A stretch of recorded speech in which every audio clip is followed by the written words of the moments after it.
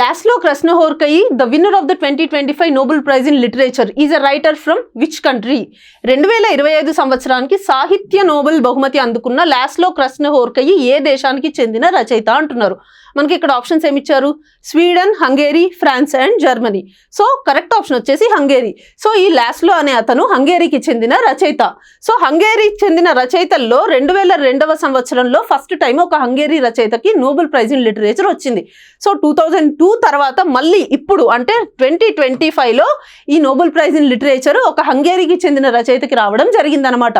So ఈ Nobel prize in literature 1901 నుంచి ఇస్తున్నారు. సో 1901 నుంచి 2024 వరకు ఇచ్చిన ప్రైజెస్లో 117 మెంబర్స్కి ఈ నోబెల్ ప్రైజ్ ఇన్ లిటరేచర్ ఇవ్వడం జరిగింది. ఈ 117 మెంబర్స్లో 18 మెంబర్స్ ఉమెన్ ఉన్నారు. అండ్ లాస్ట్ ఇయర్ కూడా సౌత్ కొరియాకి చెందిన ఒక ఉమెన్కి ఈ నోబెల్ ప్రైజ్ ఇన్ లిటరేచర్ రావడం జరిగింది.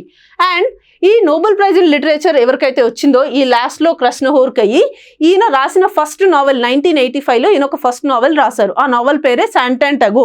సో ఈ నావెల్ని అక్కడ హంగేరీ నిర్మాతలు ఒక మూవీ లాగా కూడా చేసి వెండి తెరకి ఎక్కించారనమాట. సో ఈయన రాసిన చాలా నావెల్స్ సోషల్ ఆర్డర్స్ గురించి, లేకపోతే వైలెన్స్ గురించి, అంటే జర్మనీ అలాంటి ఏరియాస్లో జరిగిన వైలెన్స్ గురించి, సో వాటన్నిటి గురించి, సోషల్ అన్రెస్ట్ గురించి ఈయన చాలా నావెల్స్ రాయడం జరిగింది.